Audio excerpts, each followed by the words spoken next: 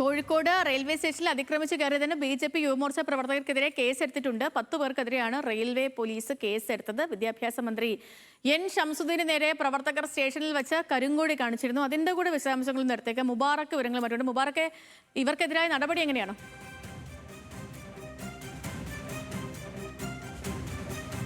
സേതു, ഇന്നലെ രാത്രിയായിരുന്നു N. ഷംസുദ്ദീനെതിരെ ഇത്തരത്തിലൊരു കരിങ്കൊടി പ്രതിഷേധമുണ്ടായത്. അതായത് ഈ മറ്റേ VD സവർക്കറുമായി ബന്ധപ്പെട്ടിട്ടുള്ള ഇതാണ് പശ്ചാത്തലം. അതിൽ ഈ വിദ്യാഭ്യാസ അധ്യാപകനെ അതായത് സസ്പെൻഡ് ചെയ്തതുമായിട്ട് ബന്ധപ്പെട്ടിട്ടുള്ളതായിരുന്നു ഈ പ്രതിഷേധത്തിന് കാരണം. ഇന്നലെ VD സവർക്കറുടെ ചിത്രവും കരിങ്കൊടിയും ഏന്തിക്കൊണ്ടാണ് കോഴിക്കോട് റെയിൽവേ സ്റ്റേഷനിലേക്ക് ഈ BJP യുവമോർച്ച പ്രവർത്തകർ ഇരച്ചെത്തിയത്.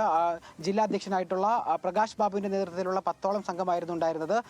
ഈ റെയിൽവേ സ്റ്റേഷനിലേക്ക് അതിക്രമിച്ച് കയറി യാത്രക്കാർക്ക് ബുദ്ധിമുട്ടുണ്ടാക്കി എന്നുള്ളതാണ് കേസ്.